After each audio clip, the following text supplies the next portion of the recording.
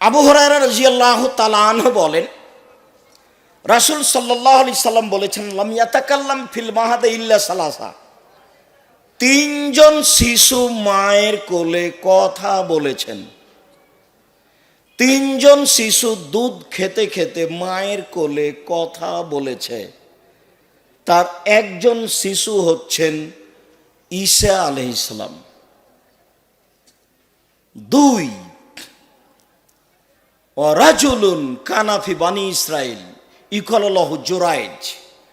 আজ থেকে নিয়ে হাজার হাজার বছর পূর্বে বানি ইসরায়েলের যুগে একটা লোক ছিল, তার নাম ছিল জোরাইজ। ইসল্লি ফি সাওমাতেহি, সে তার গির্জা ঘরে ইবাদত করত। ফাজাত উম্মুহু, ইতিমধ্যে তার মা আসলো। ফাদাত হু, তার মা তাকে ডাকলো, জোরাইজ।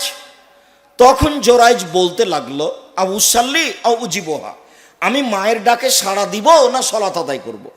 আমি মায়ের ডাকে সাড়া দিব না সলাত আদায় করব। এটা বলতে বলতে দেরি হয়ে গেছে।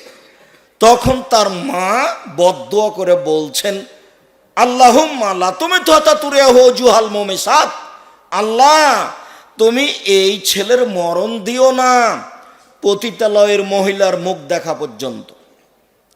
আল্লাহ এই ছেলে যেন না মরে একজন বদ মহিলার সাথে দুর্ঘটনা না হওয়ার পূর্বে। দুর্ঘটনা হয় তারপর যেন মরে। এটা মায়ে বলে দিলেন। চলে গেল মা। ফাতার রাজাল্লাহ, একটা মহিলা এসে উপস্থিত। ফাতাকাল্লামা, সে তার জেনার ব্যাপারে কথা বলল যে আমি আপনার কাছে এসেছি, আপনি আমার সাথে জেনা করেন। আবা, তখন জোরাইজ মুখ ফিরেন, ছি ছি ছি ছি ছি, তুমি বলো কি, এ কি কথা, আমি জেনা করবো মানে? ফাতাতি রাইয়ে, এই মহিলা একটা রাখালের কাছে আসলো।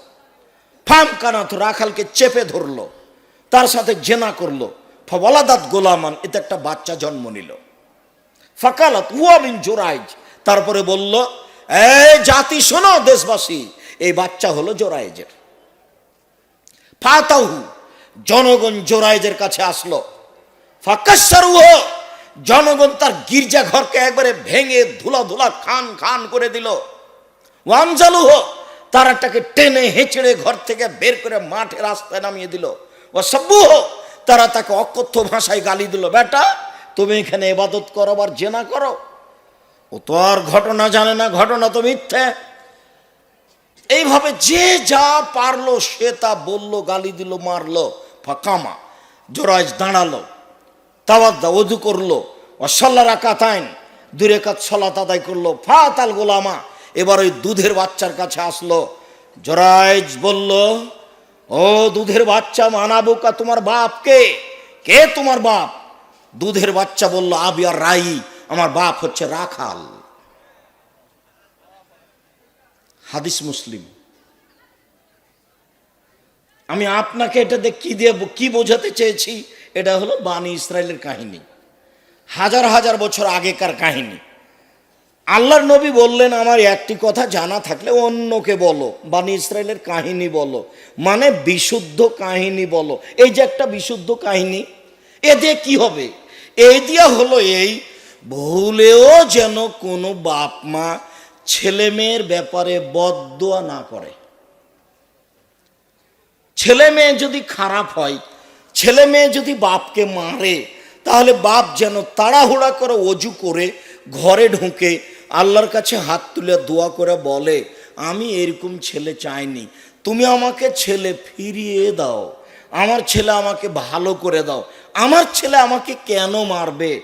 আমার স্ত্রী তাকে দুধ খাওয়ালো, লালন পালন করলো, আমি তার পিছনে কত পয়সা উপার্জন করে তাকে খাওয়ালাম, পড়ালাম, এই ছেলে আমাকে মারবে কেন? এমন তো ছেলে আমি তোমার কাছে চাইনি, তুমি আমার ছেলে আমাকে ফিরিয়ে দাও, আমার ছেলে যেন আমাকে মাথায় করে থাকে। এইভাবে কাকে বলতে হবে? আল্লাহকে। তা না করে আপনি বললেন, তোকে ত্যায্য পুত্র করলাম, তোকে ত্যায্য পুত্র করলাম, তোকে বাড়ি থেকে বের করে দিলাম। এটা তো ঠিক নয়। ঘটনা থেকে বুঝলাম যে ভুলেও যেন কোনো বাপ মা ছেলে মেয়ের উপরে বদদুয়া না করে। ঘটনা থেকে বুঝলাম যে বিপদে পড়লে সুন্দর করে ওযু করে দুই রাকাত সালাত আদায় করে ওখানে বললে যাহাই বলিব তাহাই হইবে? বিপদে পড়ে সুন্দর করে ওযু করে দুই রাকাত সালাত আদায় করে বলতে হবে আমি এই বিপদে পড়েছি। হাদিস মুসলিম। তৃতীয় বুঝতে পারলাম যে এরই নাম বানি ইসরায়েলের ঘটনা। তো তিনি বললেন আমার একটি কথা জানা থাকলে অন্যকে বলো, দুই বানি ইসরায়েলের কাহিনী বলো, তিন কেউ যদি কোনো কথা আমার নামে বলে সেই কথা যদি আমার না হয় তাহলে তার থাকার জায়গা জাহান্নাম। হুজুর যত বড়ই হোক, জুব্বা যত বড়ই হোক, হুজুর যেটা মুখ দিয়ে বের করেছেন সেটা নবীর না হলে অন্তত হুজুর বিচার মাঠে টিকতে পারবে না, তাকে জাহান্নামে যেতেই হবে। আপনার জাহান্নাম পরে, আপনি যে জর্দা খাচ্ছেন সেই জন্য যদি জাহান্নামে যেতেই হয়, কেননা আব্দুর রাজ্জাক বিন ইউসুফ বলেছেন তিন শ্রেণীর মানুষ জান্নাতে যাবে না। তিনি বলেছেন যে রাসূল সাল্লাল্লাহু আলাইহি ওয়াসাল্লাম বলেন তিন শ্রেণীর মানুষ জান্নাতে যাবে না। তার এক শ্রেণীর মানুষ হচ্ছে মদমিনুল খামর, যারা নিয়মিত বিড়ি তামাক জর্দা সিগারেট গুল নেশাদার দ্রব্য খায় পান করে, তারা জান্নাতে যাবে না। দুই ওর রাজরাত মিনান নিসায়ে, পুরুষের বেশধারী নারী, যারা পুরুষের জুতা স্যান্ডেল পরে, যারা পুরুষের শার্ট প্যান্ট পরে, যারা পুরুষের পোশাক পরে, তারা জান্নাতে যাবে না। তিন আপনি দায়ুস আল্লাযী ইকরা ফি আহলাল খাবাসা, যে তার বাড়িতে বেহায়াইয়ের সুযোগ দিয়েছে। আর এইটা তো বুঝতে পারলাম না, কুমিল্লা তো নয়, এইটা তো বৃহত্তর ঢাকার মধ্যে, নারায়ণগঞ্জ জেলার মধ্যে, গাজীপুর ঢাকার মধ্যে, তবুও কেন বাড়ির একদিক ঘেরা আছে একদিক ফাঁকা? এসব বাড়িতে কিভাবে আপনার স্ত্রী ছেলে মেয়ে থাকে এটা আমার বুঝে আসে না। দুইটা কাজ আমার কাছে অতীব খারাপ, মনে কিছু নিয়েন না। আপনার চরিত্রের দুইটা কাজ আমার কাছে অতীব খারাপ, মানে খারাপের শেষ নাই, আপনাকে আমি সহ্যই করতে পারি না। আপনি যে মানুষ সেটা আমার মনে হয় না। এই বেটা, রাস্তাতে গাছ লাগিয়ে রেখেছেন কেন? প্রাচীরের বাইরে 24 ঘন্টার মধ্যে গাছ কেটে ফেলতে হবে, ইটের ঘর ভেঙে ফেলতে হবে বেটা। এসব নোংরা চরিত্র ত্যাগ করতে হবে। দিনরাত বলে যাচ্ছি আমি রাজশাহী চাঁপাইনবাবগঞ্জের মানুষ, আপনার বুকের উপরে হাঁটি, দিনরাত আপনার গাড়ি রাস্তায় বেঁধে যায়, তারপর আপনি কোন লজ্জায় রাস্তার উপরে প্রাচীর দেন? মুহাম্মদ সাল্লাল্লাহু আলাইহি ওয়াসাল্লাম বলেছেন যেখানে রাস্তা নিয়ে সমস্যা হবে সেখানে রাস্তা হবে ডবল। 24 ঘন্টায় ঘর বাড়ি ভেঙে দিতে হবে, দিয়ে রাস্তা আপনাকে করতে হবে, আপনার বাপ করবে। এটাই হিসাব।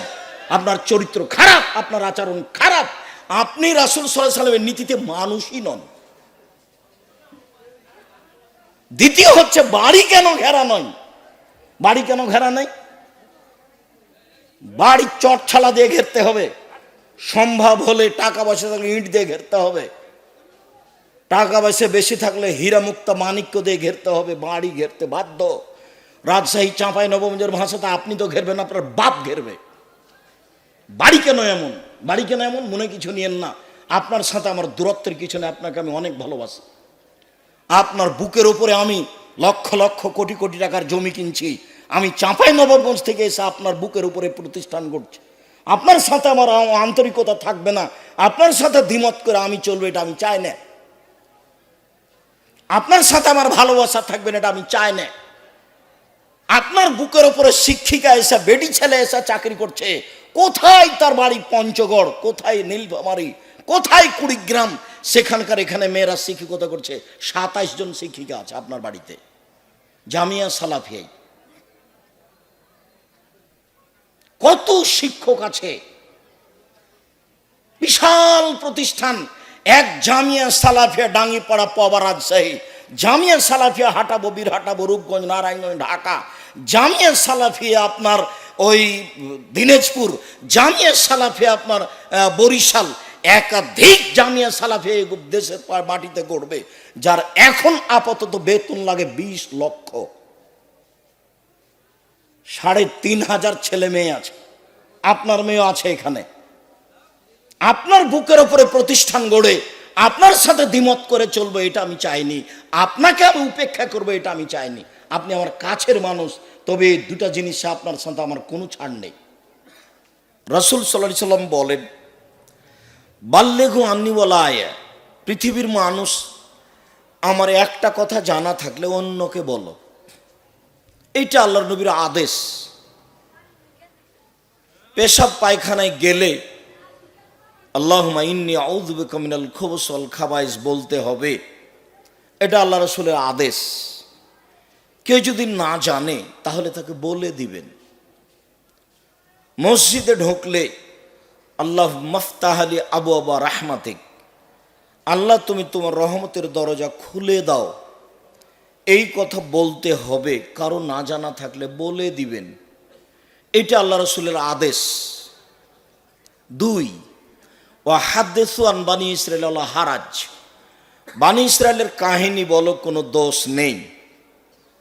3, ওমান কাযাবা আলাইয়া মুতাআম্মিদান ফালিয়াতাবাওয়া মাকাদাহু মিনান নার, কেউ যদি কোনো কথা আমার নামে বলে, সেই কথা যদি আমার না হয় তাহলে তার থাকার জায়গায় জাহান্নাম।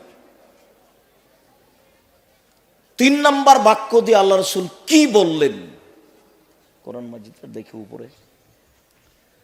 প্রথম বাক্যে তিনি বললেন, আমার একটা কথা জানা থাকলে অন্যকে বলো। ভালো, আমরা এখন যেটা জানি সেটা আরেকজনকে বলবো। 2 নম্বর বাক্যে বললেন, বানি ইসরায়েলের কাহিনী বলো, কোনো দোষ নেই। তো বানি ইসরায়েলের কাহিনী কি? অনেক কাহিনী আছে, তার যেগুলো সত্য সেগুলো বলতে হবে। যেমন একটা কয়েক মিনিট বানি ইসরায়েলের কাহিনী বলছে একটা আপনার সামনে। এই বাচ্চা, ওই ছেলেটা হাঁটছে কি করে? দেখে আর হাঁটে, আপনি দেখতে পান না? এই প্রতিষ্ঠানে কোনো উপযুক্ত বড় ছেলে নাই। এই বেটা, এই তোমরা কি করো? সব যে হেঁটে বেড়াচ্ছে, তোমরা কি চাই করো, কি কলা করো বেটা? তোমাদের শিক্ষক কি করেন? তা কেন করবে? লোকজন ঠিক করা নেই, ব্যবস্থাপনা কন্ট্রোলে রাখতে পারে না 10 খান মানুষের।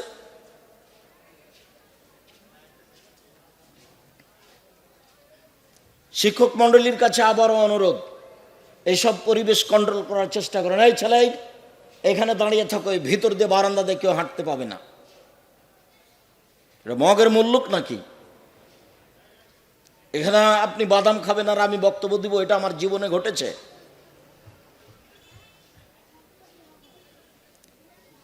বানি ইসরায়েলের কাহিনী কি?